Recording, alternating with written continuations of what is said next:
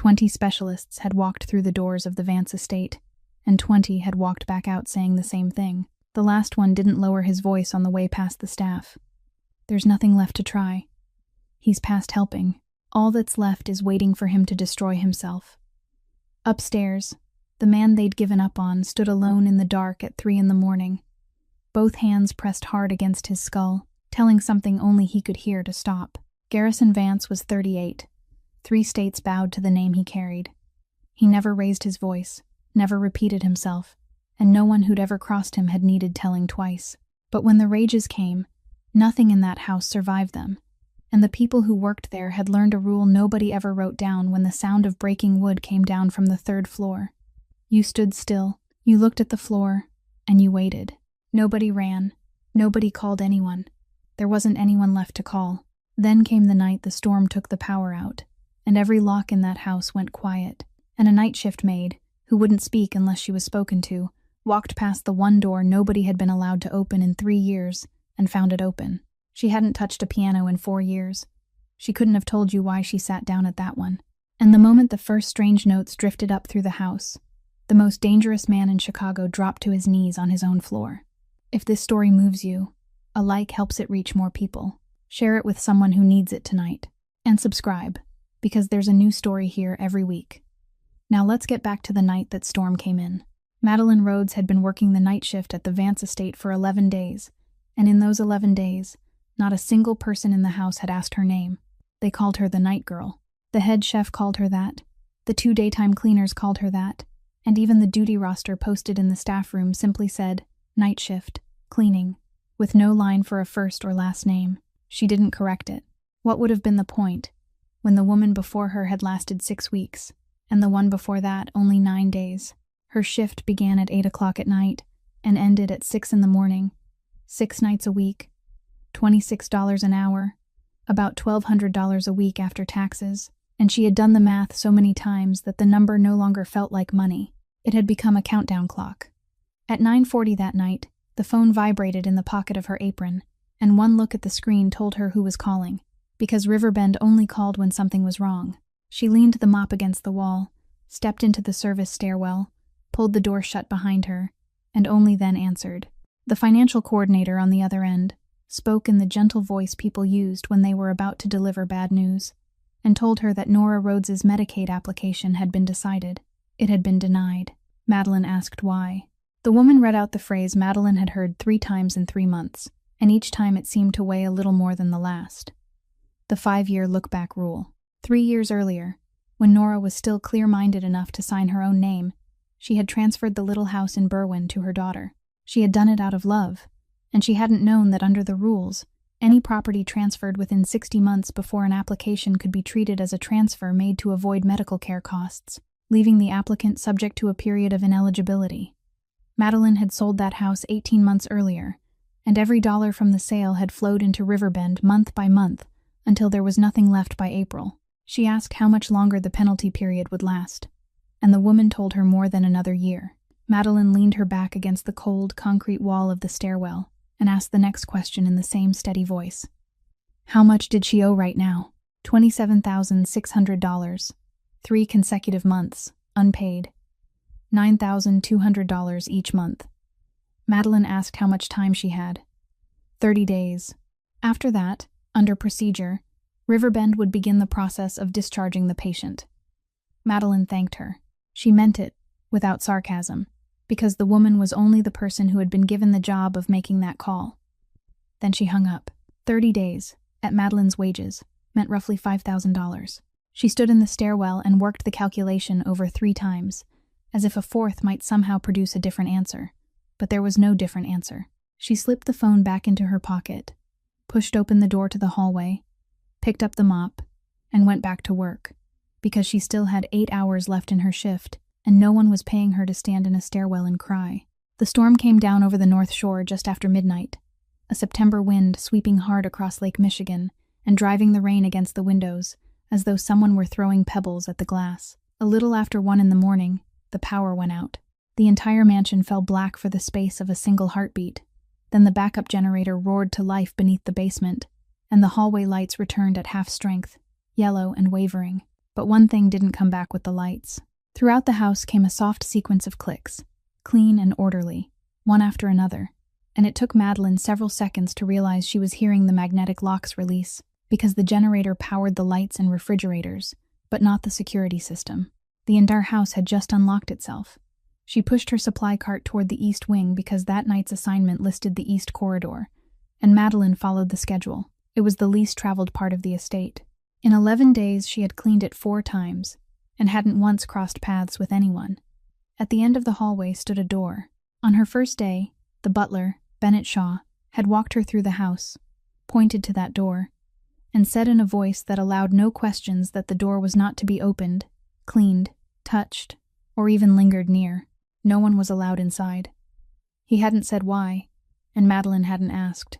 Tonight, that door stood slightly ajar, open by perhaps 8 inches, enough to reveal a darkness inside deeper than the dim hallway beyond it, while the draft moving along the corridor nudged it inward a fraction before it settled again.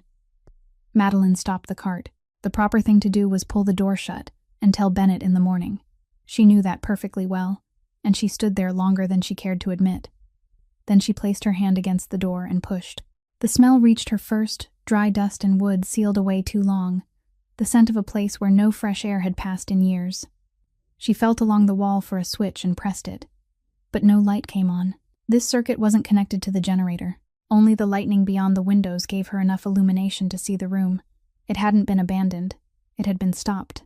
A grand piano stood in the center of the room, its lid still raised, and on the music stand rested a handwritten score left open somewhere in the middle. Beside the bench sat a teacup, long since dried, a brown ring hardened along the bottom. On a small table, a pair of glasses lay neatly folded, the temples pointing outward, arranged the way someone would leave them after taking them off for only a few minutes, expecting to put them back on again. Dust covered everything in the room evenly, 3 years of it, except for the piano keys. Madeline stood perfectly still for a long time. Outside, thunder rolled in one long peal, and then the house sank once more into the steady sound of rain. She hadn't touched a piano in 4 years.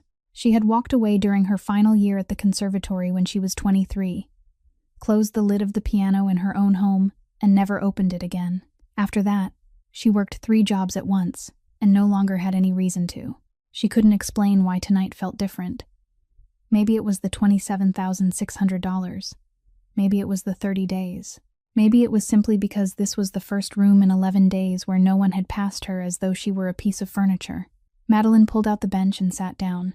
She looked at the sheet of paper open on the stand, and she knew that handwriting. She had seen it thousands of times throughout her life, in practice notebooks, on bills, on little notes stuck to the refrigerator door at home. It was her mother's handwriting. Madeline placed her hands on the keys. The first note sounded wrong. No one had tuned the piano in 3 years. The lower strings had sagged nearly half a step, and the sound came out dry and brittle in the sealed room. Madeline pulled her hands back. She sat still for several seconds, listening to the rain lash the windows, then placed her hands on the keys again. Her fingers were stiff and slow. 4 years without practice meant 4 years for the muscles to forget what they once knew. But this piece was something she didn't need the sheet music for. Her mother had written it when Madeline was in 4th grade, rewriting it again and again over the years without ever being satisfied, and Madeline had heard it fill the little house in Berwyn so many times that it lived inside her hands like an old habit. She played the first 8 measures, then 16, then she forgot where she was. Somewhere on the 3rd floor, something crashed. Madeline didn't hear it, because of the rain and because she was in the middle of the transition. She didn't hear the footsteps on the stairs either. The music room door flew open and slammed against the wall hard enough to make the hinges shriek, and Madeline turned just in time to see a man standing in the doorway, his body filling the entire frame. She sprang to her feet. The piano bench tipped backward and crashed to the floor. The man wasn't looking at her. He was looking through her, toward someplace behind her, both hands already clenched into fists. Then he seized the edge of the door and pulled. The wood cracked first, followed by the sound of nails ripping free from the wall. He yanked again. The entire strip of molding tore away from the frame, bringing a chunk of white plaster with it, and he threw it to the floor. He swept one arm across the small table beside the door. The old teacup shattered. The glasses flew against the baseboard. He drove his forearm into the wooden door once, then twice, until a long crack split the panel from top to bottom. Madeline backed away until her spine struck the side of the piano, and there was nowhere left to go. She stood there without screaming, without running. He never moved toward her. From beginning to end, he didn't take a single step in her direction. He only stood amid the splintered wood, both hands pressed hard against the sides of his head, telling something in the empty air to be quiet, his voice so hoarse it barely formed a sound. Then his knees gave way. He collapsed onto the hardwood floor, folding in on himself, his forehead touching the boards, his hands still clamped around his head, his entire back shuddering with each breath like a man who had just been dragged out from underwater. Madeline didn't move. She had heard these crashes for 11 nights straight, from the kitchen below, from the hallways, from the staff room, but she had never seen them happen, and she had never imagined they ended like this. At that moment, there was only one thought in her mind, perfectly clear and painfully ordinary. She had just lost her job, and her mother had 30 days left. She bent down, picked up the glasses, and placed them back on the small table, even though the table itself had been knocked sideways. She meant to leave. She had taken 2 steps toward the door when a voice came from the floor. "Don't stop." 3 words, not an order, and not exactly a plea, but something suspended between the two, the kind of thing a person said only after there was no dignity left to protect. Madeline stopped. She looked down at the man curled on the floor of his own house, then at the broken doorway, then at the piano. She could walk out. No one in this house even knew her name. In the morning, she could take her bag and leave, and no one would come looking for her. She righted the piano bench and sat down. She began again from the first measure. This time she played more slowly, more gently, holding the pedal a little longer so the out-of-tune notes wouldn't sound quite so harsh. After about a minute, the breathing behind her changed. The breaths grew longer. The spaces between them widened. She didn't turn around. She played through the middle section, through the modulation her mother had once revised 7 times on the same page, and then she came to the place she always had to come to. The piece had no ending. Her mother had written 3 pages, and then stopped in the middle of a measure. It didn't end on a chord that closed the music. It ended on a suspended chord waiting for an answer that had never been written. Throughout Madeline's childhood, every time she heard it reach that point, she had felt a quiet discomfort, like missing a stair in the dark. She played to that measure, and her fingers stopped because there was nothing left to play. The final sound lingered, then faded into the room. Nothing came after it. Madeline sat with both hands resting on the keys. Then she turned around. The man was asleep. He lay on his side on the hardwood floor, among the broken pieces of the doorframe, one arm still folded beneath his head, his chest rising and falling evenly. Madeline remained seated for a long time, afraid to stand, because the bench might make a sound. She looked at the ruined doorway, at the fallen plaster, at the shattered teacup, and she understood that by morning she would have to answer for all of it. Finally, she rose as quietly as she could. She took off her uniform jacket and draped it over his shoulders. Then she left the room, pulled at the door that could no longer close, and went downstairs to the kitchen to sit out the rest of her shift. Bennett Shaw found them at 5:10 in the morning, when he made his rounds to inspect the storm damage. He stopped at the far end of the east hallway and looked into the room through the doorway that no longer had a door. He stood there for a very long time. Madeline heard his footsteps coming back toward the kitchen and rose to her feet, already rehearsing an apology in her head.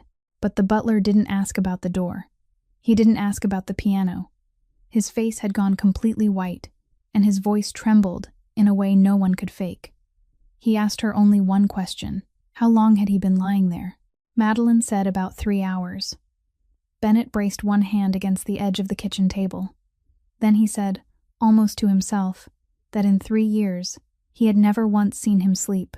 Madeline's shift ended at 6 o'clock, but she didn't leave. She stayed in the staff room with her handbag resting on her lap because she knew this couldn't end with her simply walking out the back door the way she did every other morning. At 7:15, Bennett Shaw appeared in the doorway and said that he wanted to see her. He didn't say anything else. He led her upstairs to the 2nd floor, through a hallway she had never been permitted to clean, and stopped in front of a dark wooden door. Before he knocked, he turned and looked at her for a second. And the expression in his eyes wasn't the expression of a man escorting someone to receive a new assignment. He knocked twice, opened the door for her, and didn't follow her inside. Garrison Vance stood with his back to the windows. He had changed clothes, his hair was still wet, and a strip of white gauze was wrapped around his right forearm from the wrist to just below the elbow. He didn't turn around immediately. Madeline stood 2 steps inside the doorway, both hands tightening around the strap of her bag. She had already prepared 3 sentences in her head. One was an apology. One was an offer to pay for the damaged door by having the cost taken gradually out of her wages. And one was a plea that he not report her to the staffing agency, because if it went into her record, she wouldn't be able to find another job. She didn't get the chance to say any of them. Garrison turned and asked where she had learned that piece of music. His voice wasn't loud. That was what made it frightening. Madeline said she had learned it at home. He looked at her and waited. She continued, saying she had known it since childhood, not from a book, but from hearing it over and over in her house for years. He asked who had played it in her home. She said her mother. Not played it, she corrected herself, but written it. Her mother was the one who had composed it. A silence followed that sentence, longer than an ordinary silence, and Madeline could clearly hear the vacuum cleaner running downstairs. Garrison asked his second question. What was her mother's name? Nora Rhodes, she said. He repeated the name once, very softly, not as though asking her to confirm it, but as if he were setting it down somewhere in his mind. Then he asked what she had done for a living. Madeline said her mother had taught piano. 40 years, mostly out of their home in Berwyn, teaching neighborhood children and a few adults who were returning to lessons. She had also taught part-time at a community school near Cermak Avenue for about 15 years. She wrote music too, but she had never published or registered any of it. She always said her music was meant for teaching, not for selling. When Madeline finished, she realized she had said far more than necessary, and she fell silent. Garrison asked his third question. Was she still alive? Madeline said yes. He waited. She told him her mother was 58 years old and had been diagnosed with early-onset Alzheimer's 4 years earlier, when she was 54. At first, it had only been forgetting students' names, then forgetting the way home from the store, and then one evening, she had sat in front of her own piano for an hour without lifting the lid because she couldn't remember what was inside it. Madeline said her mother now lived in a memory care facility called Riverbend, west of the city. He asked whether she still recognized her. Madeline said no, not for 2 years. Her mother still spoke to her, still asked whether she was cold, sometimes even called her teacher, but she didn't know Madeline was her daughter.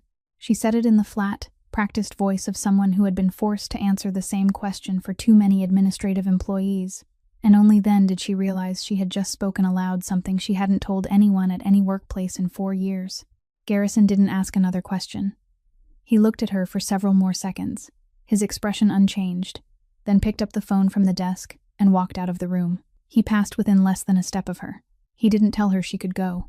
He didn't tell her she was fired. He didn't say a single word about the door, the shattered teacup, the fact that she had entered a room everyone in the house had been forbidden to enter, or the fact that she had laid her jacket over his shoulders at 4 a.m. The door closed behind him, and Madeline stood alone in the room, still gripping the strap of her bag. She stepped into the hallway. Bennett Shaw was still there, both hands clasped behind his back out of habit. He asked whether she was all right. Madeline said, "He didn't tell me anything. He asked me 3 questions and walked out. I don't even know whether I still have a job." Bennett looked toward the end of the hallway where Garrison had disappeared, then told her she ought to be glad, because he only killed time with people he didn't care about. Madeline didn't understand what he meant. She was about to ask. Bennett had already turned away. He had taken several steps when he stopped, and added that the repair crew would arrive after 10 o'clock to rebuild the music room doorframe, and that she was still expected to report for her shift at 8 that night, same as always. He said it like an order, not good news.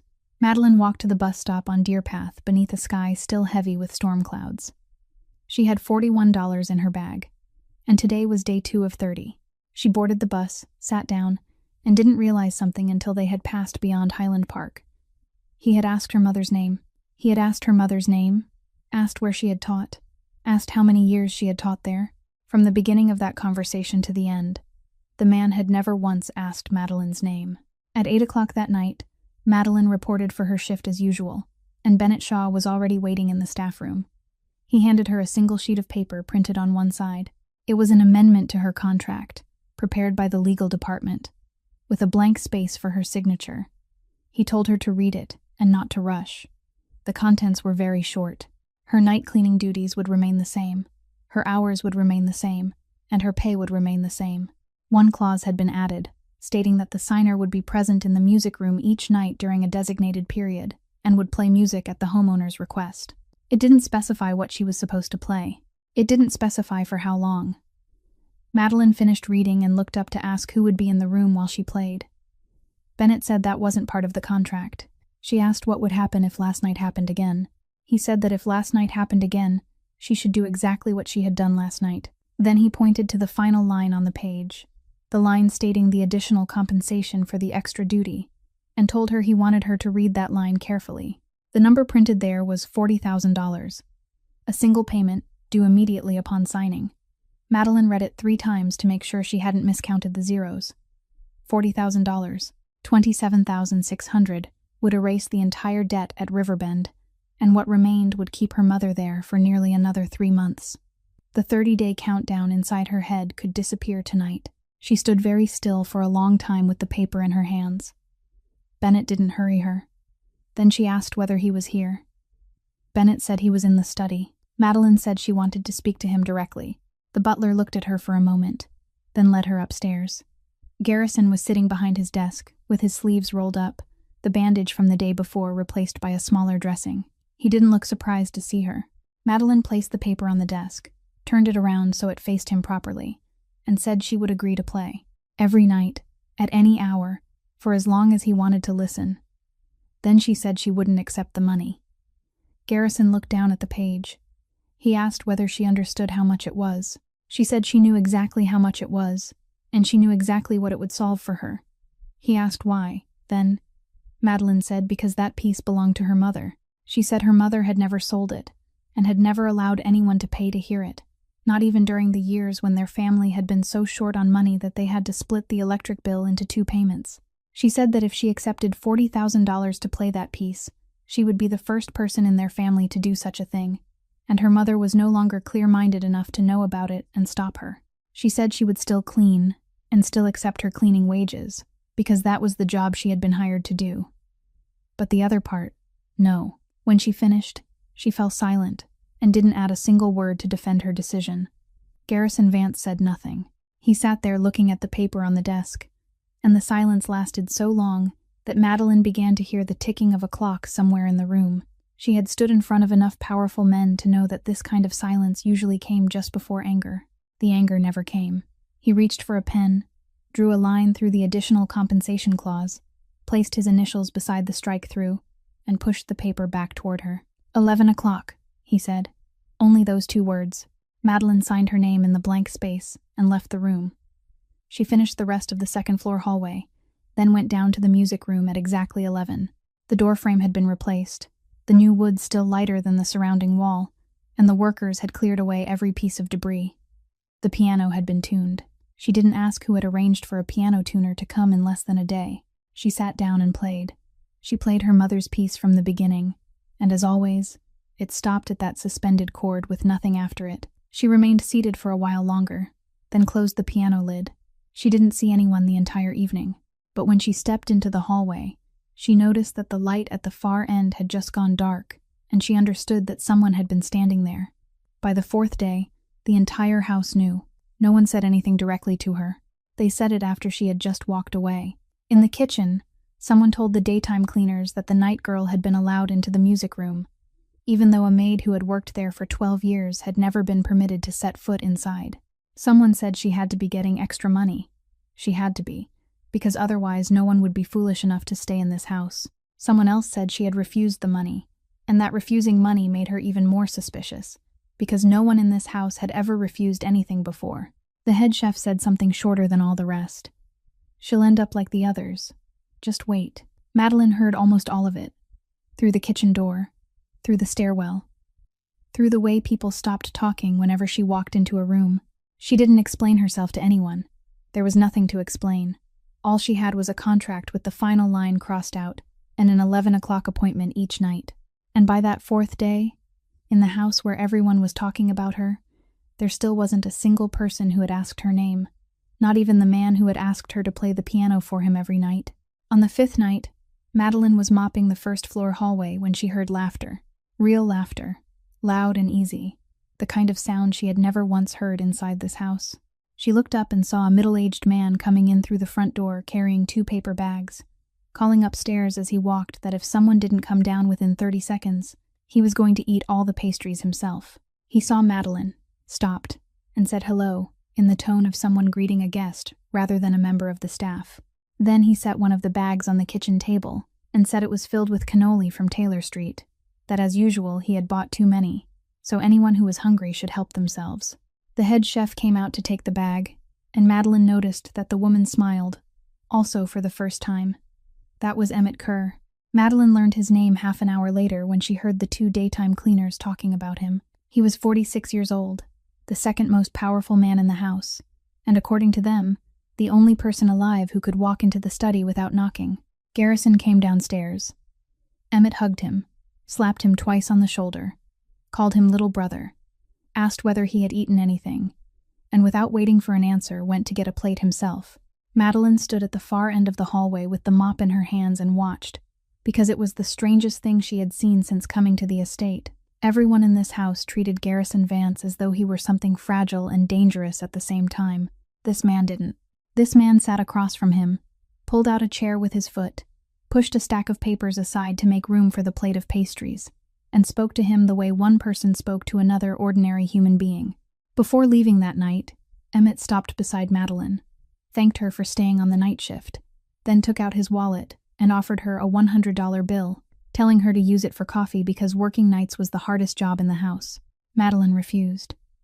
He laughed and said she was the first person in this house who had ever refused his money, then put his wallet away and wished her a good night. The next day, exactly 24 hours after he had first laid eyes on her, Emmett Kerr placed a file on the desk in Garrison's study. He made no attempt to hide what he had done.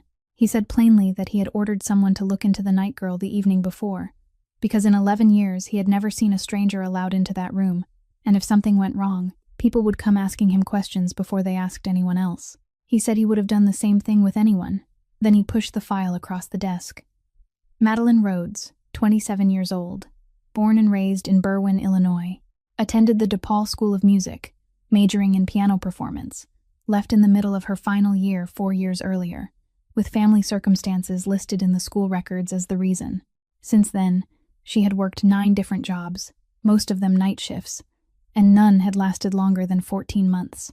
No criminal record, no citations except 2 parking tickets from 5 years earlier, no credit card debt because she had no credit cards, $312 remaining in her bank account, sold a house in Berwyn 18 months earlier, with every dollar from the sale transferred directly to a memory care facility called Riverbend, paid out steadily month after month until the money was gone. Mother, Nora Rhodes, 58 years old, currently living at that facility. Father left when Madeline was 7 and had made no contact since. No siblings, no fiancé, no boyfriend, no one. Emmett said she was completely clean. He said he had read hundreds of files like this, and had never seen one so clean enough that it made him feel a little sad. Then he added that the girl had turned down his $100 the night before, and he thought Garrison ought to know that. Garrison read the entire file, closed it, and said nothing. On Thursday afternoon, Dr. Corwin Ashby came for his regular examination, just as he had every 2 weeks for the past 3 years. He was 64 years old, carried a leather case worn at the corners, and remained alone with Garrison for exactly 40 minutes. When he came out, he handed Bennett Shaw a new prescription, instructed the butler to adjust the evening dosage beginning the next day, and said the symptoms had worsened during the most recent episode, so the dose needed to be increased. Emmett Kerr was waiting in the hall. He asked the doctor how things looked, and the concern in his voice was genuine. Ashby took off his glasses and wiped them, then said he would speak plainly because Emmett was family. He said the prognosis wasn't good. He said he had followed this case for 3 years, had brought in 19 other colleagues for consultations, and none of them had been able to offer anything new.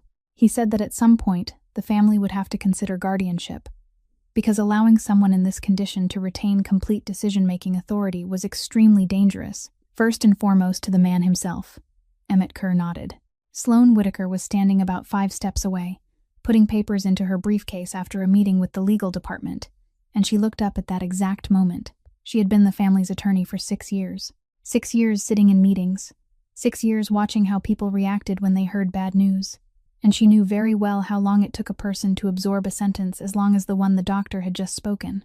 Emmett Kerr nodded sooner than that. Only a beat too soon. Sloane took a notebook from her briefcase, wrote down the date, the time, and the word guardianship, then closed her briefcase and walked out to her car. She told no one. On the first night after signing the contract, Madeline went down to the music room at 11 o'clock and played for an empty room. When she stepped into the hallway afterward, the light at the far end had just gone out. The second night was the same, and so was the third. And she began to grow accustomed to it the way a person grew accustomed to a shift at work. On the fourth night, she looked up midway through the piece and saw him standing in the doorway. He didn't come inside. He remained just beyond the threshold, one shoulder resting against the newly replaced wood, both hands in his trouser pockets. Madeline didn't stop playing, and she didn't look up a second time. By the time she finished, the doorway was empty. On the fifth night, he was there again in exactly the same place, and this time he stayed until she closed the piano lid. On the sixth night, he brought a cup of something with him and finished it while he stood listening. Nothing changed on the seventh or eighth night. On the ninth night, when Madeline entered the room, he was already inside. He was sitting on the hardwood floor, with his back against the base of the left wall, one knee raised, his head tilted back against the wall. She walked past him, sat down, and played as she did every night. When she finished, he was still sitting in the same position with his eyes closed. She left the room and pulled the door shut behind her. On the 10th night, he sat in the same place, but had moved a little closer. On the 11th, a little closer still. On the 12th night, there was an ashtray beside his foot with 3 cigarette butts in it. And by the 13th night, the ashtray was gone. On the 14th night, Madeline walked in and found him sitting on the piano bench. He occupied the far left end, leaving exactly half the bench open on the right, both hands resting on his thighs, not touching the keys. She paused for a second, then sat down on the remaining half. Their shoulders were about 8 inches apart. She played, and he didn't move for the entire piece. When her fingers stopped on the final note, he stood and walked out without saying anything. On the 15th night, he sat in exactly the same place again. On the 16th, he arrived before she did, and the bench had already been pulled out.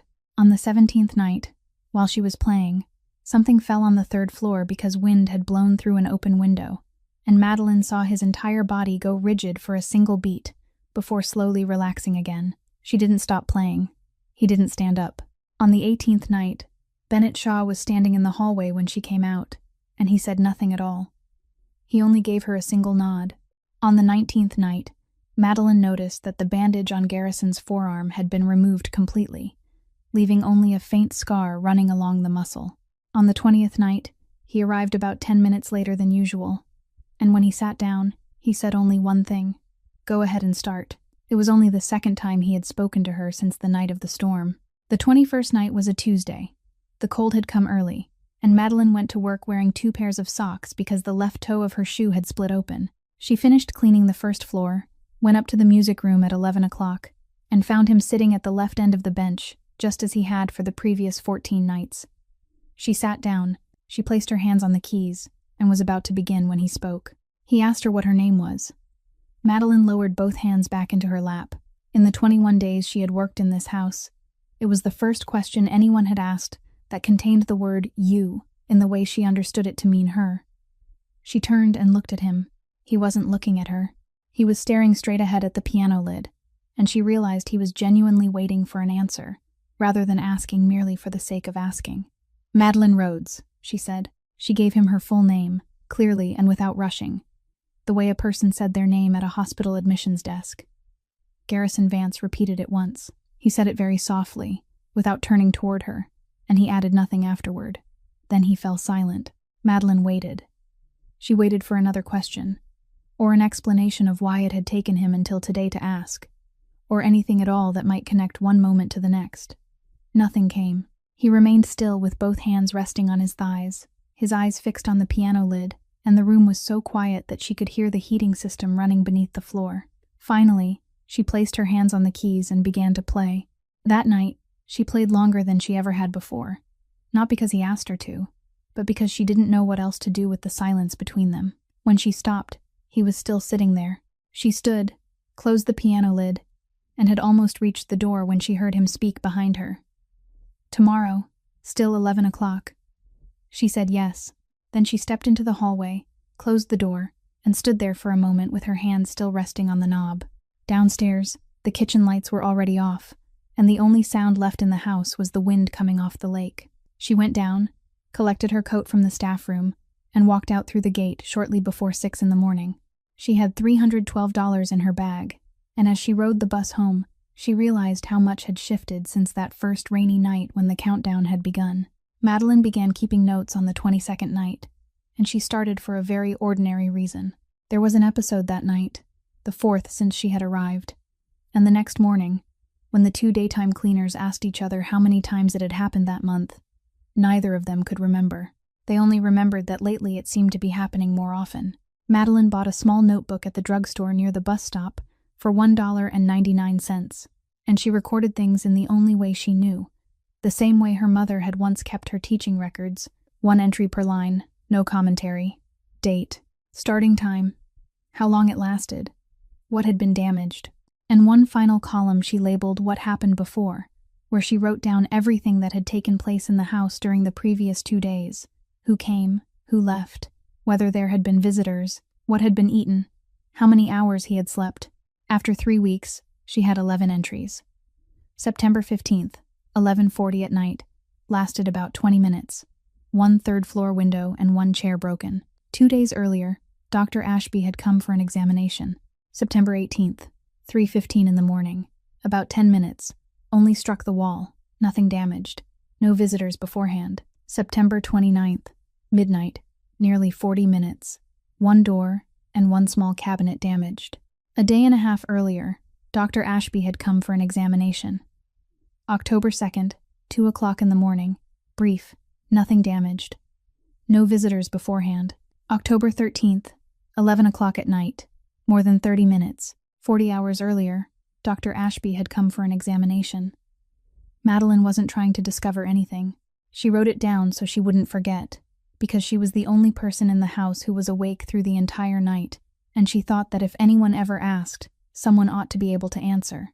But when she reached the 9th entry, sitting on the number 221 bus at 7 o'clock in the morning and reading the notebook again from the beginning, she saw it. The mild episodes were scattered, with no pattern at all. The severe ones were different. Every severe episode fell between roughly 36 and 48 hours after Dr. Ashby left the house. There wasn't a single exception among the 11 entries. Madeline read them again, then took out a pen and marked the 4 lines that mentioned the doctor's name and the 4 entries immediately below them. She counted the number of hours between each pair. 38, 42, 36, 40. She sat on the bus with the notebook open across her lap until she had gone 2 stops past her own. She knew what people in the house said about his condition. They said the illness was getting worse, so the dosage had to be increased. The doctor said it, Bennett repeated it, and everyone in the house believed it. But if the illness were truly getting worse, the episodes should have become steadily more frequent. They shouldn't have fallen neatly inside the same window of time every time one particular man walked out the door carrying a leather case. Madeline closed the notebook and thought about telling someone. She thought of Bennett Shaw first, then dismissed the idea, because Bennett was the one who received the prescriptions and adjusted the dosage according to the doctor's instructions, and he had been doing it for 3 years. She thought of the man named Emmett Kerr, the only person in the house who spoke to her as though she were a human being, then imagined what she would actually say to him, that she was the night cleaner, that she had a notebook that cost $1.99, and that she believed the doctor who had been treating this case for 3 years, who had brought 19 other specialists in for consultation, was doing something wrong. She thought about telling Garrison Vance directly, and she pictured the moment clearly enough to know exactly how terrible it would be. She had 11 handwritten lines in a notebook. He had 20 pages of diagnoses signed by 20 specialists. In this house, no one had even asked her name until 3 nights ago. Madeline pushed the notebook down into the bottom of her handbag beneath the lining and told no one. But every night, she kept writing. The final call came on October 23rd at 4:10 in the afternoon, while she was standing in line at the laundromat on Cermak Road. It was the same financial coordinator from Riverbend, the same gentle voice, but this time she spoke much more briefly. She said Nora Rhodes's account had been transferred to collections, and under procedure, That department no longer had the authority to grant extensions. She said the current balance was $36,800 after the October charges had been added. She said 21 days of the 30-day deadline had already passed. 9 days remained. After 9 days, if no payment was made, the facility would begin discharge proceedings and release the patient into the care of her legal guardian, her daughter. Madeline asked what would happen if she had nowhere to take her mother. The woman was silent for a moment, then said that was a question Madeline should ask an attorney, and that she was truly sorry. Madeline thanked her, just as she had the first time. She took her clothes out of the dryer, folded them, put them into bags, and walked to the bus stop so she could make her 8 o'clock shift. Along the way, she repeated the number 36,800 in her head, and then she repeated the number 40,000, the amount she had crossed out with her own hand 17 days earlier. She didn't regret it, but she stood on the corner of Cermak Road, holding 2 bags of laundry long enough to watch 2 buses pass without getting on either one. Riverbend called again on the morning of the 3rd day after that, at 9:20, just as Madeline had reached her apartment and before she had even taken off her shoes. This time it wasn't the financial coordinator but someone else, and her voice carried the cheerful tone people only used when they had good news to deliver. She said Nora Rhodes's account had been paid in full. Madeline asked what exactly in full meant. The woman said it meant the entire $36,800 had been paid, along with 12 months of care in advance, for a total of $147,200, transferred in a single payment the previous afternoon, and that the account had been withdrawn from collections. Madeline asked who had sent the money. The woman said the sender had requested anonymity. The transaction had gone through a law office in the Loop, and under policy the facility couldn't provide any further information. Madeline thanked her, ended the call, sat on the edge of her bed for exactly 1 minute, then put her shoes back on and walked to the bus stop. She arrived at the Vance estate at 11 o'clock in the morning, an hour when she should have been asleep, went straight in through the staff entrance, and headed upstairs to the 2nd floor. Bennett Shaw rose from his desk as though he meant to say something, but she walked past him. She knocked twice on the study door and opened it without waiting. Garrison Vance was seated with a stack of files and a man she had never seen before. He looked up, then he closed the file in front of him and told the other man to leave. Madeline stood in the middle of the room and asked whether he had paid for her mother's care. He said yes. She asked why, after she had made it clear that she wouldn't accept the money. He said she had refused $40,000 in exchange for playing the piano, and he had respected that. He had crossed it out in front of her. This had nothing to do with her contract. Madeline said it did have something to do with her, because if it weren't for her, he would never even have known what Riverbend was. She said she didn't want to owe him $147,200, because at her wages, it would take 19 years to pay back, and she didn't want to owe anyone in this house anything. Garrison let her finish. Then he said, "I didn't pay it for you." He said, "I paid it for her." Madeline went still. He said she had taught piano for 40 years and had never taken money for that piece, because Madeline herself had told him so. He said that piece was now being played in his house every night, and there was no way for him to repay the person who had written it except this. He said she could call it a debt if she wanted, but it wasn't a debt, and if she quit tomorrow, the money would still remain exactly where it was. Madeline sat down in the chair across from his desk, not because she had been invited to, but because her legs were tired. She sat there quietly for a while, then said thank you. It was the first time the two of them had ever spoken for more than 3 sentences. He asked how her mother was now. Madeline said she was still physically healthy, still able to feed herself, still able to walk with a walker. She said her mother still talked, still asked people whether they were cold, still reminded students to keep their wrists straight. Then she said something she had never put into words this way for anyone before. She said her mother still sat there in the same chair beside the window and looked exactly as she always had, but she wasn't really there anymore. She said she had spent hundreds of afternoons sitting beside that chair, and the hardest part wasn't that her mother forgot.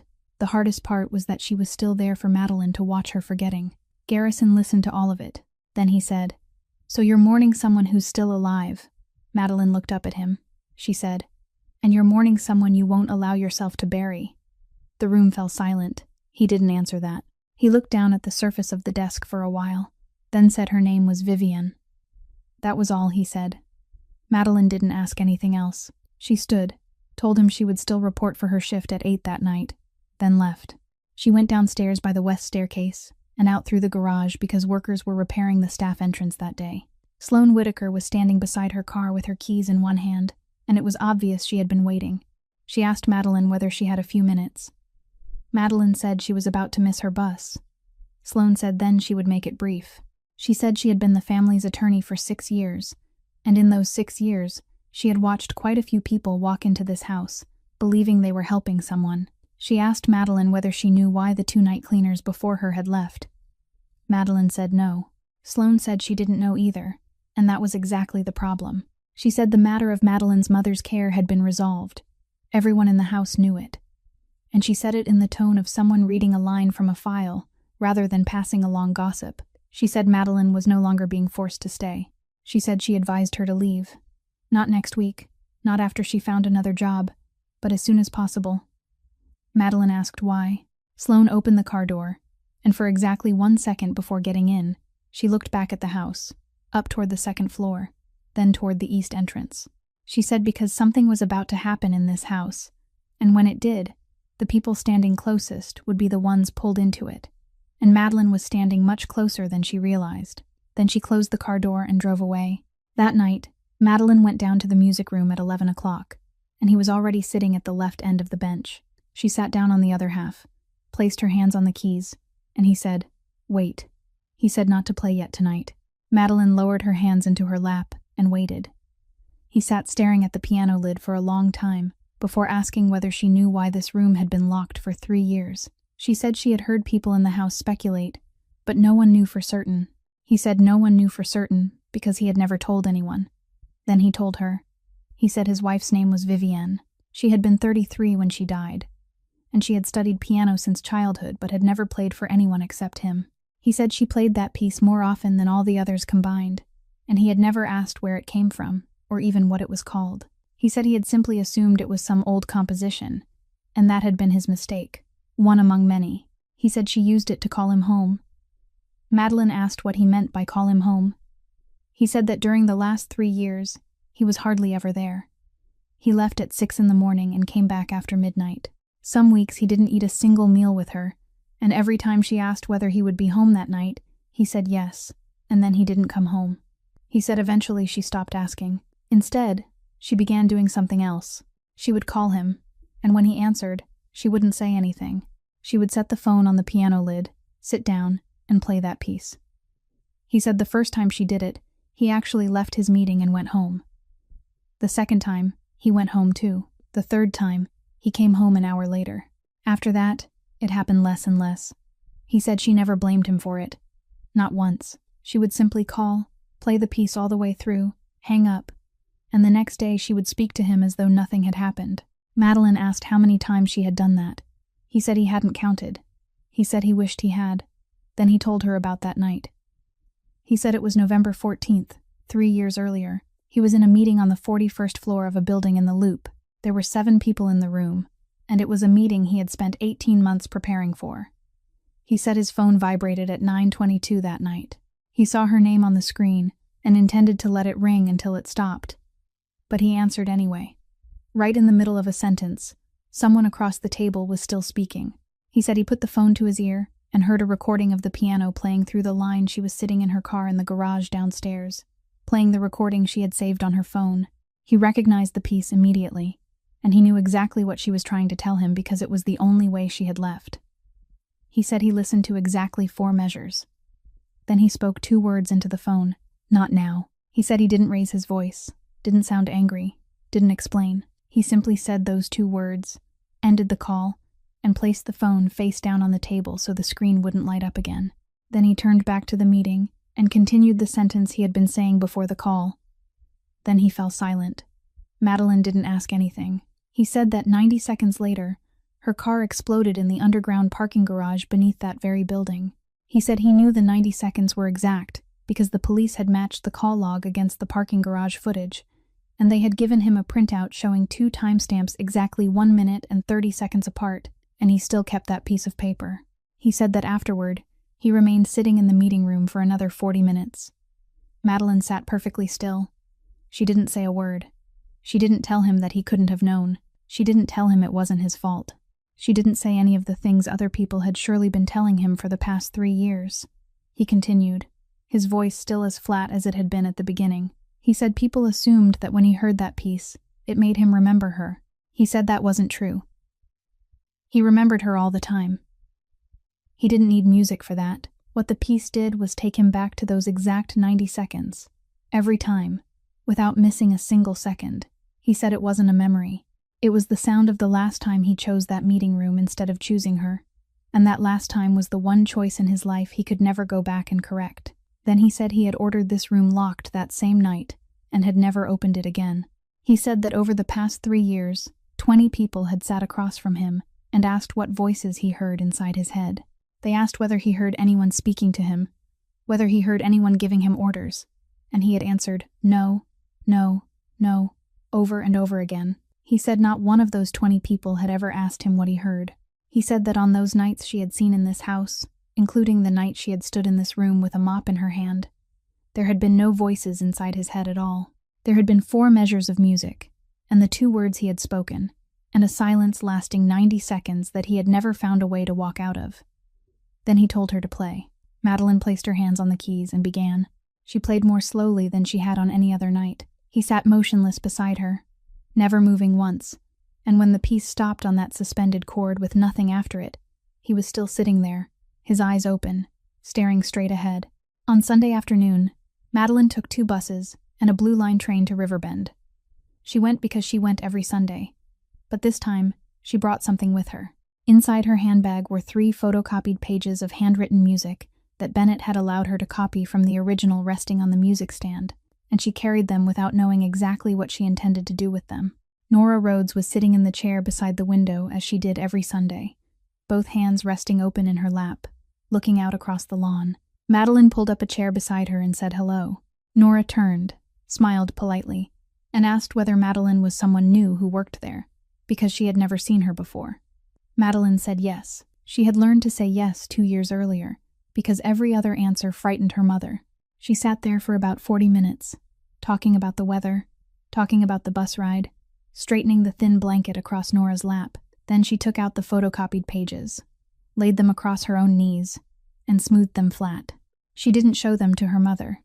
She only wanted to look at that handwriting while sitting beside the woman who had written it. Nora looked down. She stared at the pages for several seconds, and something changed in her face. It wasn't happiness, and it wasn't recognition exactly. It looked more like the expression of someone who had just heard her name being called from the next room. Then she turned and said, "Madeline." She called her by the right name. She said, "Madeline, you've tilted it. Keep it straight." Madeline couldn't breathe for one full beat. For 2 years, her mother had called her teacher, nurse, the girl next door, and once by the name of some former student named Catherine. Not once had she gotten it right. Madeline said, "Yes, Mom."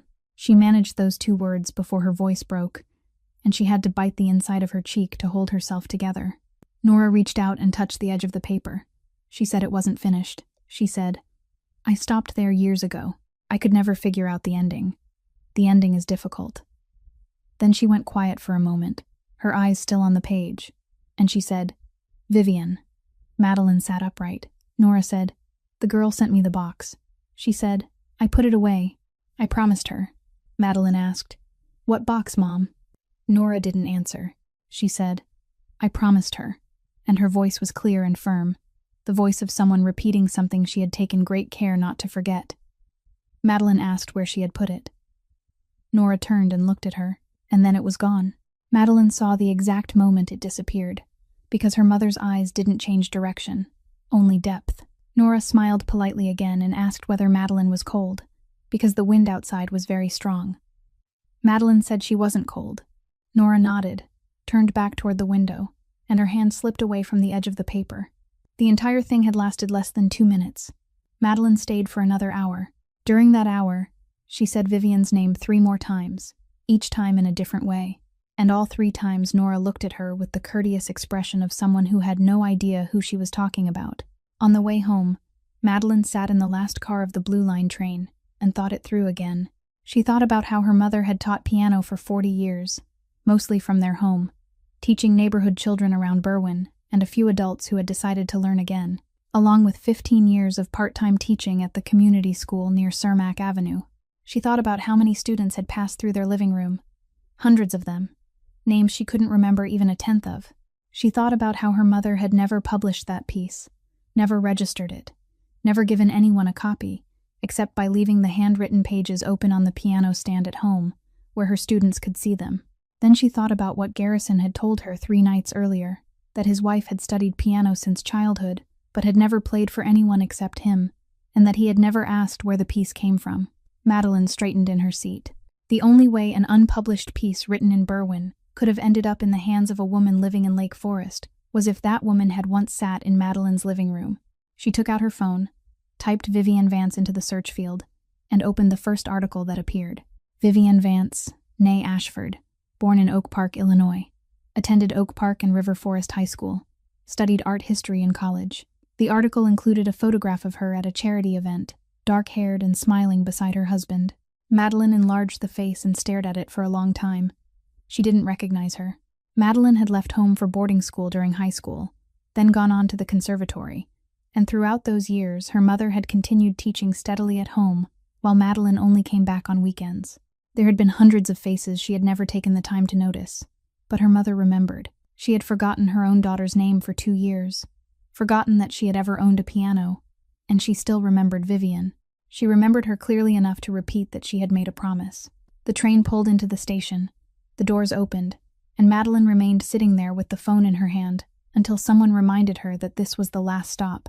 She walked back to her apartment through the dark, and for the entire way home there was only one question in her mind. Where would a person who had forgotten almost everything hide something so that even she herself could still find it again?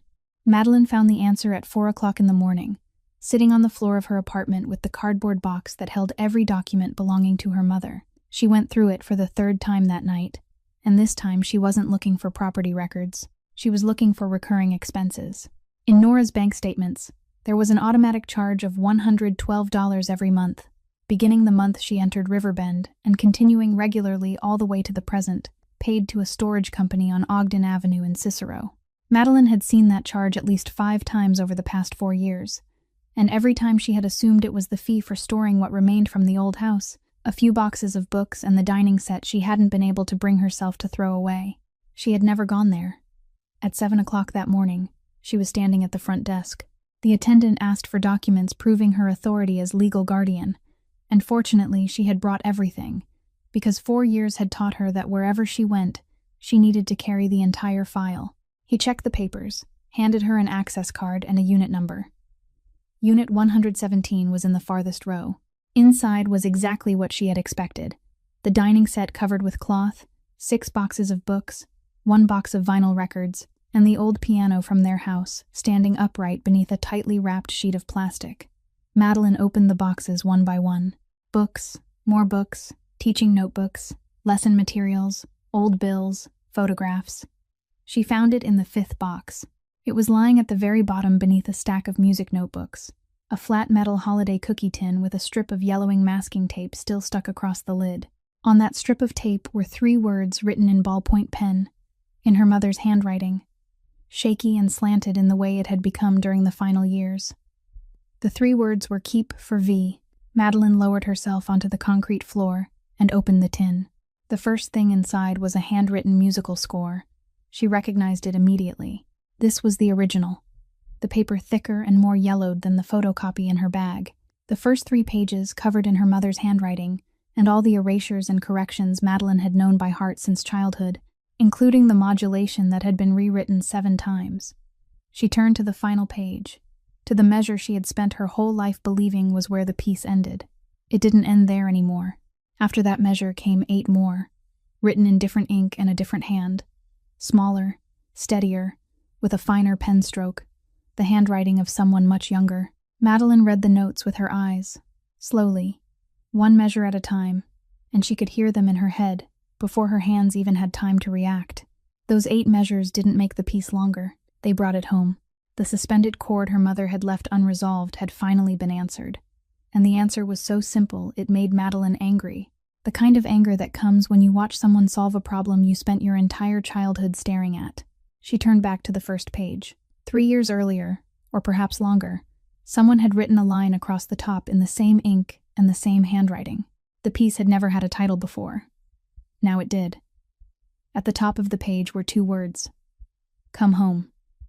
Madeline sat for a very long time with the score resting across her lap. The second thing inside the tin was a small black USB drive, unlabeled, unmarked, tied to a short length of cord. She picked it up, then put it back down. The third thing lay at the very bottom, pressed flat beneath the music, a white letter-sized envelope, sealed shut, the adhesive edge still completely intact. 4 handwritten lines covered the front, written in that same small, steady hand. The first line said, "For Garrison." The second said, "Open only if I don't come home." The third was a string of numbers, a telephone number. The fourth was a date. Madeline lifted the envelope with both hands. She was the only person in the world who knew it existed. She was sitting alone inside a locked storage unit in Cicero, with no camera inside, no one aware that she had come here, and in her hands was something that man would probably have paid any price to possess. She thought about that clearly, without pretending otherwise, because it was the thought anyone in her position would have had. All she had to do was lift one corner of the seal. Her finger was already resting against the edge of the envelope. Then she thought about what her mother had said from the chair beside the window. I put it away. I promised her. That woman had forgotten her own daughter's name for 2 years, had forgotten that she had ever owned a piano, and yet she had kept that promise for 3 years inside a cookie tin beneath a box of books. Madeline moved her hand away from the seal. She turned the envelope over so she could read the final line again, the date, November 10th. She read it once more to make certain. Then she took out her phone, opened the article from the night before, scrolled down to the date of death, and held the screen beside the envelope. The article said November 14th. The envelope said November 10th, 4 days. Vivian Ashford had written this letter, sealed it, taken it to the home of her former piano teacher in Berwyn, along with a USB drive and the score whose ending she herself had completed, and made that aging teacher promise to keep it hidden. 4 days later, she had called her husband from an underground parking garage and played that piece to him over the phone. Madeline sat motionless inside storage unit 117, holding the unopened envelope in her hands, and she understood something she wished she didn't understand. That woman had known in advance. Madeline arrived at the Vance estate at 10 o'clock that morning with the metal tin inside a cloth bag, and she went straight upstairs to the 2nd floor without stopping anywhere. Bennett Shaw asked whether she had an appointment. She said no. He looked at the bag in her hand, then at her face, and knocked on the study door for her. Garrison was standing beside the desk with a phone pressed to his ear. He looked at her for 1 second, told the person on the other end that he would call back, and ended the call in the middle of a sentence. Madeline placed the metal tin on the desk, pushed it toward him, and said she had found it the night before in her mother's storage unit in Cicero. She said her mother had rented the unit from the day she entered Riverbend and had paid $112 a month for 4 years. Then she opened the lid and stepped back. Garrison looked inside. He took out the handwritten score first, turned one page, then turned to the final page, and stopped there for a very long time. Madeline said the last 8 measures weren't in her mother's handwriting. She said the title at the top of the page wasn't either. He said nothing. He set the score down, picked up the USB drive, held it in his palm for several seconds, then placed it beside the music. Then he took out the envelope. He read the 4 lines written across the front. He spent longer reading the date than he did the other 3 lines combined. Then he looked up at Madeline and asked whether she had opened it. She said no. He looked down at the sealed edge, turned the envelope over, examined both sides, and Madeline knew he was truly checking, not merely going through the motions. She stood still and let him. He asked why. She said because her mother had made a promise. She said the tin had been buried at the bottom of a box of books inside a locked storage unit with no cameras. No one knew she had gone there, and she had sat alone with it for nearly an hour. She said she had thought about opening it. She admitted that plainly, without trying to hide it. Then she said her mother had forgotten her own daughter's name for 2 years, had forgotten that she had ever owned a piano, and somehow she had still remembered that promise. She said if she opened the envelope, then the one thing her mother had managed to hold on to would be broken by her own daughter. Garrison placed the envelope on the desk. He told her to sit down. Madeline sat in the chair opposite him. He didn't sit. He remained standing beside the desk, slid his thumb beneath the sealed edge, opened it very slowly, and drew out 3 sheets of paper folded in half. Then he read. Madeline sat quietly and watched him. She had imagined this moment on the bus that morning, and she had imagined it completely wrong. Nothing shattered. He stood there and read the first page to the end, turned to the second, read all of it, then turned to the third. His face didn't change. His shoulders didn't change. His fingers didn't tighten around the edges of the paper. He simply stood there and read, and the stillness grew heavier with every passing second, until Madeline found herself wanting him to do something. Anything at all. He finished the third page. Then he returned to the first and read the entire letter again from the beginning. The second time, he read more slowly. When he finished it for the second time, he laid the 3 pages on the desk, smoothed the folds flat with the side of his hand, and spoke in the voice of someone reading from an official report. He said she had written that for years. Someone had been leaking information to people outside. He said she had written that she discovered it 13 months before the day she wrote the letter, that at first she thought she was mistaken, and that she had spent nearly a year checking everything before she trusted what she had found.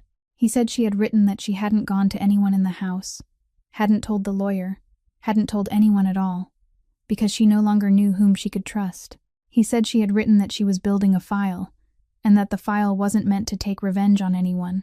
He stopped. Then he said she had built it to force him to leave this place. He said she had written that she had asked him to do that 3 times in 3 years, and all 3 times he had told her later. So she had decided to do it in the only way that wouldn't allow him to say later again, by putting something on his desk that would force him to choose. Madeline said nothing. He picked up the 3rd page and read the final passage aloud. He read, "You won't believe me." He read, "Because that person sits beside you every day." He read, "And I'm not planning to leave you behind. I'm planning to take you with me." Then he lowered the page. The room remained silent for a very long time. Madeline could hear a lawnmower running across the south grounds. She asked whether he knew who the person was. Garrison didn't answer.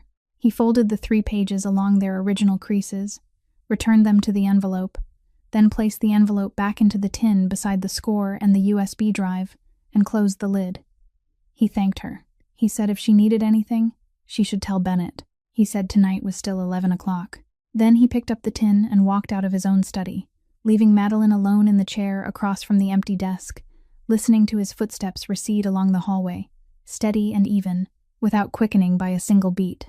That day was Thursday, and Dr. Corwin Ashby arrived at 4 o'clock in the afternoon for his regular examination, just as he did every 2 weeks. He stayed in the room for 40 minutes, came out, handed Bennett a new prescription, and instructed him to increase the evening dosage beginning the next day, because this latest period showed signs of getting worse. Madeline was standing at the far end of the hallway with her supply cart and heard him say it. She went back to the staff room, took the notebook from the bottom of her handbag, added another line under the column labeled "What Happened Before," then put it away again. At 11 o'clock that night, she went down to the music room, and he wasn't there. She waited 20 minutes, then played alone. The following night, she didn't see him either. On the 3rd night, exactly 40 hours after the doctor had left the house, the episode came at 11:15, just as Madeline was walking along the 2nd floor hallway. She heard the first crash and knew immediately that this wasn't like the others. The sound wasn't coming from the 3rd floor. It was coming from directly ahead of her, from the room at the end of the east corridor. She ran toward it and found the newly replaced door hanging loose from its upper hinge. Inside, everything that could be overturned had been overturned. He was standing in the middle of the room with both hands pressed hard against the sides of his head, and he was speaking to someone who wasn't there. He said, "Go ahead and say it." He said, "This time, say it. Don't play anymore. Say it." Then he brought the edge of his hand down against the piano lid once, twice, 3 times, and the instrument answered with a dull, lingering vibration. Bennett Shaw appeared behind Madeline and told her to get out immediately, that he was calling the doctor. Madeline said, "Don't call him." The butler froze. She told him to stay in the hallway, and if she called for him, then he could come in, but otherwise no one was to enter. Then she stepped into the room. She moved around Garrison, keeping her distance, righted the piano bench, and sat down. She opened the piano, placed the original handwritten score on the stand, turned to the final page, and began to play. He didn't hear her for the first 10 seconds. She kept playing. She began from the first measure, slowly, evenly, holding the pedal longer, and by the 16th measure, the pounding had stopped. She didn't turn around. She moved through the middle section, through the modulation her mother had rewritten 7 times, and from the corner of her eye she saw that he had lowered his hands from his head. She reached the measure where, for all 27 years of her life, she had always been forced to stop, the suspended cord waiting for an answer that had never been written, the measure that for 3 years had left this man stranded every night inside a silence lasting 90 seconds. She didn't stop there. She continued into Vivian's 8 measures. They weren't loud, they didn't rise, they simply descended, one step at a time, and in the final measure they returned to the exact place from which the whole piece had begun, and then they closed. The music ended. In the room, there was the sound of a man breathing, and the breathing wasn't steady. Madeline lowered her hands into her lap and sat still. She heard him sit down on the hardwood floor behind her, not collapse, but sit. Then she heard the sound. It was very quiet. It was the sound of someone who had refused to let himself make it for 3 years and could no longer hold it back, breaking from him in short, tight bursts he was still trying to suppress. Madeline didn't turn around. She remained seated at the piano with her back to him, both hands resting in her lap, and she left him that privacy. Out in the hallway, Bennett Shaw stood 3 steps from the doorway and didn't come inside either. It lasted about 10 minutes. Then there was silence. Madeline stood, closed the piano lid, and when she turned around, he was sitting with his back against the base of the wall, his head tilted back, his eyes closed, his face wet, and he made no attempt to wipe it. He spoke 1 sentence, his voice raw and hoarse. He asked where she had gotten that ending. She said it had been on the final page, inside the box. He didn't ask anything else. He opened his eyes and stared at the ceiling for a long time, then thanked her and stood up. He was able to stand on his own, walk to the door on his own, and at the threshold he stopped and told Bennett to go to bed, that there would be nothing else tonight. Then he went upstairs to the 3rd floor. Bennett Shaw watched him until he disappeared, then turned toward Madeline, and he said nothing. He simply stood there for a long time. The next morning, one of the daytime cleaners told Bennett that the 3rd floor bedroom was locked from the inside and no one was answering. At 9 o'clock, it was still locked. At 10, it was still locked. Bennett went upstairs and knocked 3 times over the course of that morning, and all 3 times there was no response. The 3rd time, he stopped knocking. He simply stood outside the door and listened. Then he went downstairs to the kitchen, sat down, and told the head chef that he was sleeping in his bed, and he said it twice.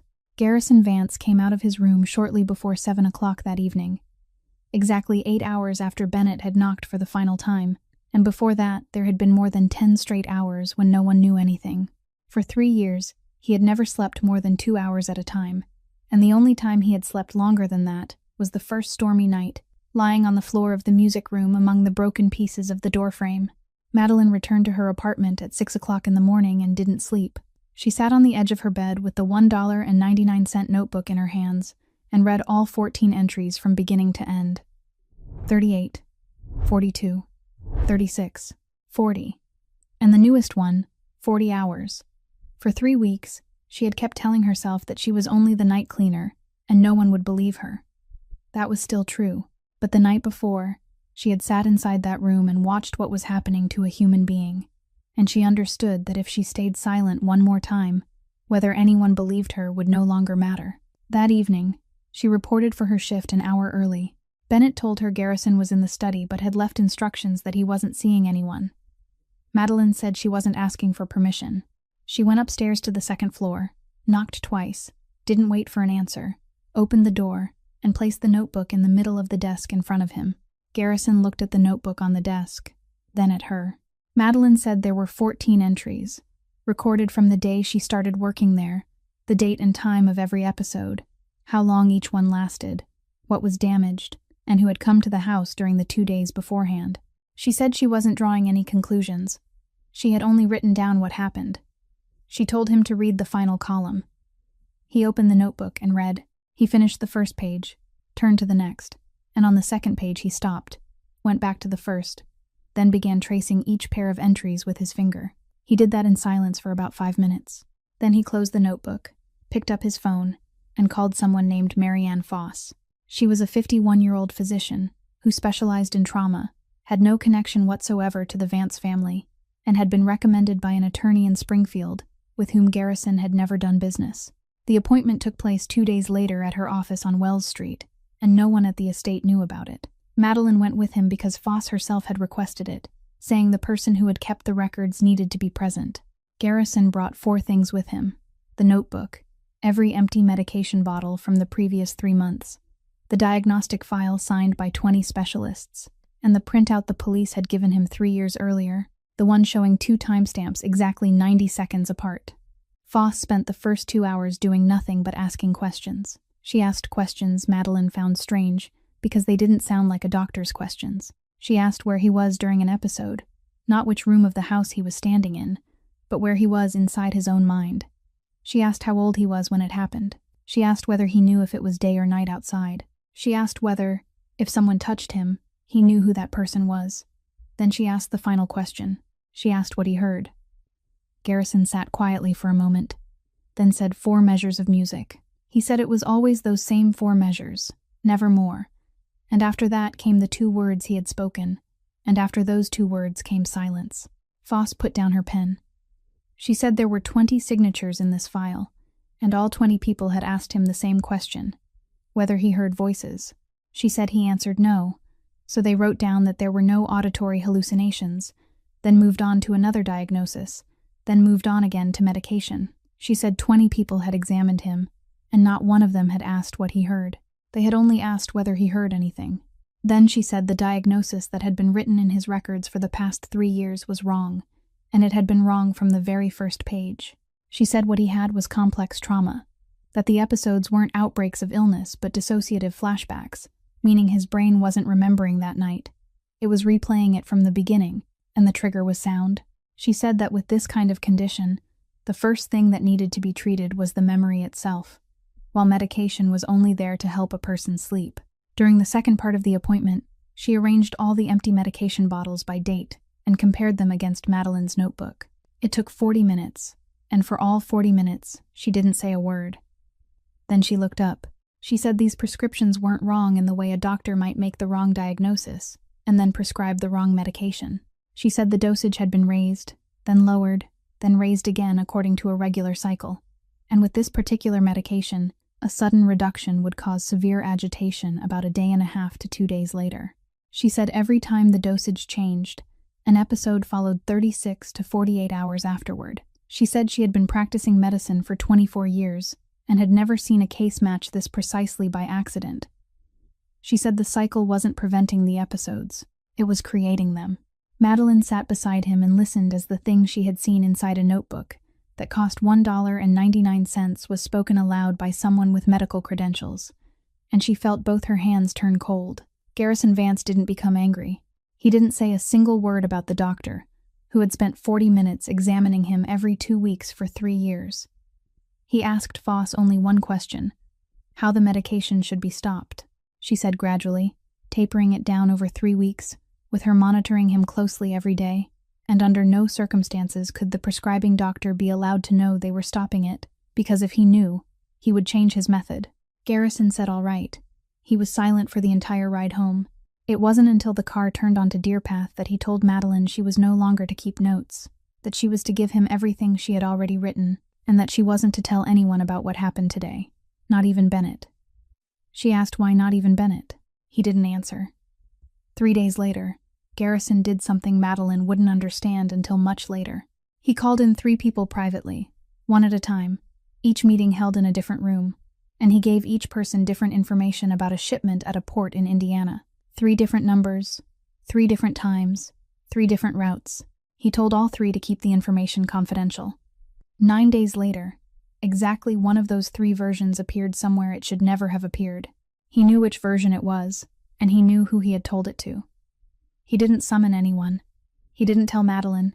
He didn't tell Bennett Shaw. He simply sat in the study all that night without turning on the lights. From that week forward, the monthly prescription was still delivered to the estate on schedule. Bennett still signed for it as he had for the past 3 years, still carried it upstairs and placed it on the bedside table, and still reported back to Dr. Ashby that everything was being followed exactly as prescribed. The butler did all of those things with complete honesty, because no one had told him that those pills, beginning on the 7th, were no longer being taken. The call came on the 4th day after Garrison began tapering the dosage, at 2 o'clock in the afternoon, and the caller wasn't Riverbend. She introduced herself as someone from the customer relations department of a corporation called Meridian Care Partners. She said her company had just completed the acquisition of the entity that owned Riverbend, effective from the beginning of the month. She said that during a review of patient records, the new administration had determined that Riverbend no longer met the licensing requirements to continue caring for patients with late-stage dementia, so those patients would have to be transferred to facilities with the appropriate specialization. She said Nora Rhodes was on the transfer list. Madeline asked where she was being transferred. The woman gave her the name of a facility in Jefferson County, in the southern part of the state, more than 5 hours from Chicago by car. Madeline said she was Nora's legal guardian and she didn't consent. The woman said she was very sorry, but the decision fell under the facility's professional authority and didn't require consent from family members, though relatives had the right to file a written appeal within 30 days. Madeline asked whether her mother had already been transferred. The woman said the vehicle had left at 6 o'clock that morning. Madeline asked for the address. The woman said that under the corporation's privacy policy, the full address could only be provided after the receiving paperwork had been completed, which usually took 10 to 14 business days. Madeline stood in the kitchen of the Vance estate, with the phone pressed to her ear, and asked again, very slowly, whether she was saying that Madeline had to wait 14 days before she could even know where her mother was. The woman apologized and said yes. Over the next 4 days, Madeline made 19 calls, to the corporation, to the old facility, to the state health department, and to a free legal aid attorney in the loop. The attorney listened to her for 10 minutes, then told her to sit down, and explained that everything they had done fell within the law, that transferring patients between facilities owned by the same corporate parent happened every day in this state, that she could appeal and the process would take anywhere from 4 to 9 months, and that he was very sorry. By the 6th day, Madeline stopped calling. Bennett Shaw found her sitting on the back steps outside the kitchen at 4 o'clock in the morning, not crying, simply sitting there, and he stood beside her for a long time, before bringing her a cup of tea and going back inside. Sloane Whitaker came to see her on the afternoon of the 8th day, not in the garage, but at Madeline's apartment on Cermak Road. She knocked on the door, carrying a document case, and the first thing she said was, "I know what you think I came here to do, and you're wrong." Madeline let her in. Sloane placed the case on the table and said she wasn't there as the Vance family's attorney. Then she told Madeline the thing she had kept hidden for 6 years. She said her father was Theodore Whitaker, an attorney, and 11 years earlier he had taken money from a client trust account to cover losses from a failed investment. She said the man who gave him the money to bury the problem in a single night, with no paperwork, was Emmett Kerr. She said that from that moment on, her father belonged to him, and when she graduated from law school, she belonged to him too. She said that for the past 6 years she had sat inside that house to listen and to keep records. Madeline asked why she was only speaking now. Sloane said because for 6 years all she had possessed was her own word, and the word of someone like her was worth nothing. Then she opened the case. Inside were copies of transfer orders, more than 40 pages covering 9 years, moving through 3 intermediary companies. She turned to the final page and pointed to a line dated the 19th of the previous month, a transfer originating from a company called Kerrigan Holdings. She said Kerrigan Holdings was the company that had purchased the entity that owned Riverbend 2 weeks earlier. Madeline sat down. Sloane said she was very sorry that she had advised Madeline to leave the previous month, and that she had meant it sincerely at the time, because she had seen this coming. Then she said there was one more thing. She said that morning he had filed a petition with the Lake County Probate Court seeking appointment as Garrison Vance's legal guardian, accompanied by a competency evaluation signed by Dr. Corwin Ashby, and the complete 3-year medical record bearing the signatures of all 20 specialists. She said the review hearing had been scheduled for the following week, and that tomorrow night he was convening the family council at the estate, with Ottilie Vance present, to make his case before going to court. Madeline asked whether Garrison knew. Sloane said she didn't know, because for the past 3 weeks, no one had been able to tell what that man knew anymore. Then she pushed the entire document case toward Madeline and told her to take it, because if it remained in Sloane's hands, it was only the word of a debtor. But if it was in someone else's hands, it was evidence. The family council convened at 7 o'clock that evening in the grand dining room, 11 people seated around the table, with Ottilie Vance at the northern end. She was 81 years old, and she opened with a single sentence. "Whoever called this meeting speaks first." Emmett Kerr stood. He said he loved the man sitting at the southern end of the table like a brother. Then he pushed a thick file toward Ottilie and said that inside were 3 years of medical records, the signatures of 20 specialists, 27 property damage reports, and a competency evaluation signed the previous week by the primary treating physician. He said he had filed a guardianship petition with the Lake County Probate Court on Monday morning, not to take control, but to keep that man alive. Dr. Corwin Ashby stood next. He said the patient was not responding to treatment, that the episodes of agitation were becoming more frequent rather than less, and that he could not certify a man in that condition as competent to make financial decisions. Garrison Vance remained seated at the southern end of the table through all of it, and didn't say a word. When Ashby sat down, Emmett said the counsel needed to see it for themselves, instead of merely reading about it on paper. Then he placed his phone on the table and pressed play. Music filled the dining room. It was that piece, recorded on a phone, the sound slightly distorted. Everyone at the table turned toward the southern end. 7:38 that evening fell precisely inside the window when, for 3 years, something had always happened after every dosage adjustment. Emmett Kerr had calculated it carefully. Garrison Vance sat still. He listened through the first 4 measures. He listened through the middle section. Both hands remained resting on the tabletop, and not a single muscle in his face moved. The piece reached the suspended place where it always stopped, then went silent. No one in the room seemed to breathe too loudly. Emmett pressed play again. Garrison listened through the entire piece a second time, then reached across the table, stopped the recording, and pushed the phone back toward its owner. He said, "Today is day 11. Emmett asked. "Day 11 of what?" Garrison said. "Of not taking a single pill you prescribed." Ashby's head snapped up. Garrison placed Marianne Foss's 19-page report on the table, along with 4 months of medication bottles that had been cross-checked against the records, and the notebook containing 14 handwritten entries. He read one sentence from the report aloud, that the dosage adjustment cycle wasn't preventing the episodes, it was creating them. Then he placed more than 40 pages of transfer orders spanning 9 years on the table, and said Sloan Whitaker had agreed to provide a written statement. Emmett Kerr was still standing. He said documents could be bought, and a sick man always believed he wasn't sick. Garrison didn't answer. He reached into his jacket, took out a small black USB drive tied to a short cord, inserted it into the computer at the end of the table, and opened the only file stored on it. Music filled the room again, but this time it was a real piano, recorded in a room with an audible echo, and the person playing moved more slowly through the piece. She played it all the way to the end. Then she continued for 8 more measures no one in that room had ever heard before. When the piano stopped, there was the sound of a chair shifting, and then a woman's voice came very close to the microphone. She stated the date. November 10th. She read the names of 3 intermediary companies. She read 4 account numbers, digit by digit. Then she said that if anyone was listening to this, it meant she had not made it home, and the man they needed to find was named Emmett Kerr. The recording ended. Ottilie Vance placed both hands flat on the table. No one spoke for a very long time. Emmett Kerr sat down in his chair, and he didn't beg, didn't explain, didn't say another word. Garrison stood.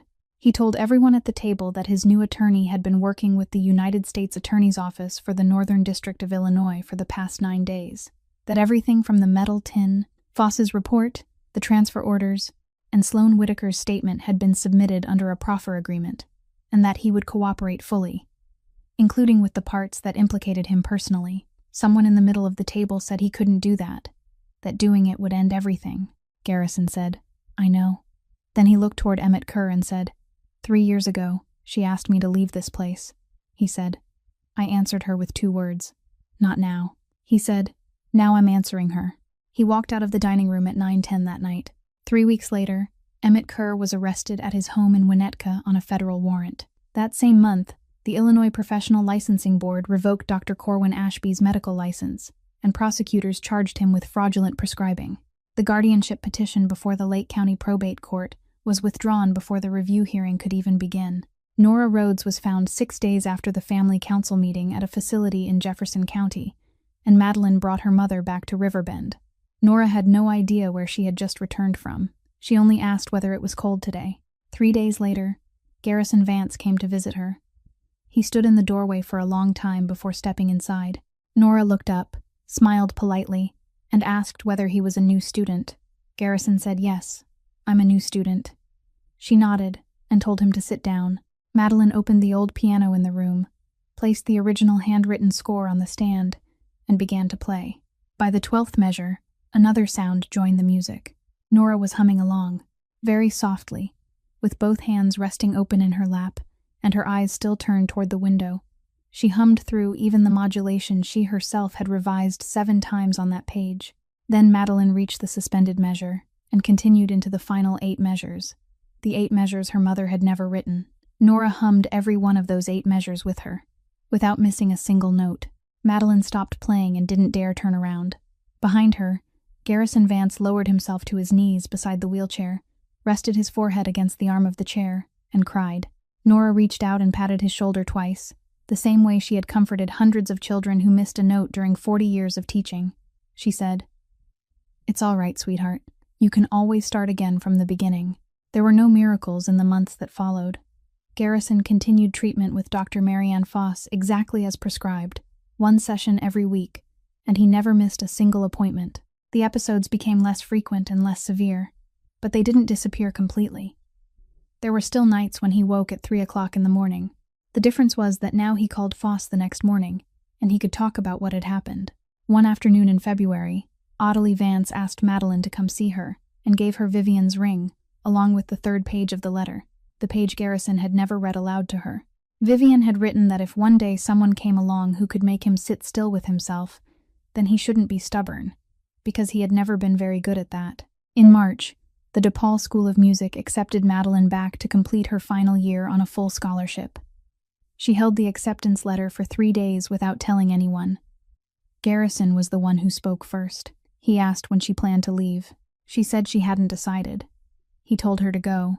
He said that all his life, he had never let go of anything he wanted to keep, and he said it calmly, then added that once before, he had kept someone beside him because he needed her, and he wouldn't do that a second time.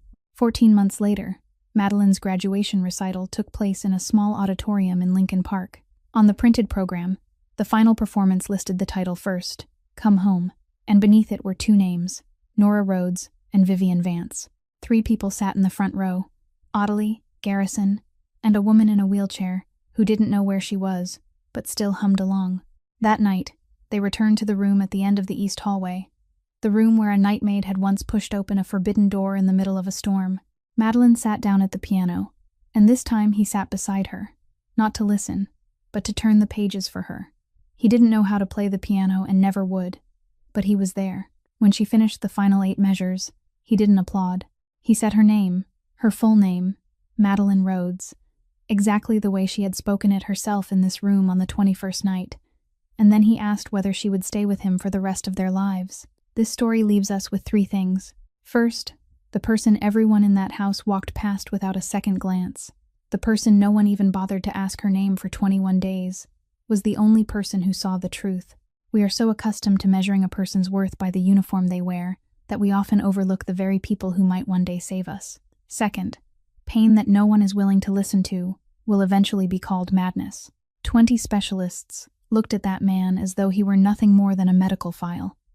They asked whether he heard anything, wrote down his answer, and moved on. Only one person sat with him long enough to ask what he heard. Sometimes what a human being needs isn't advice, but someone willing to stay long enough to truly listen. And third, the words "not now" may be the most expensive words a person ever says. Some calls come only once. Some things can only be said while the other person is still there to hear them. If this story touched you, please leave a like and share it with the person you're thinking about right now. Don't forget to subscribe to our channel so you can hear more meaningful stories every day. And I'd like to know how this story made you feel. Did you see a part of your own life somewhere inside it? Have you ever said "not now" to someone and later discovered that you never had another chance to say what you truly meant? Write a few lines in the comments. I read every comment, and I would truly love to hear what is resting deep inside your heart. I wish you and your family good health, happiness, peace, and calm in every day ahead. Goodbye for now, and I'll see you again in the next video.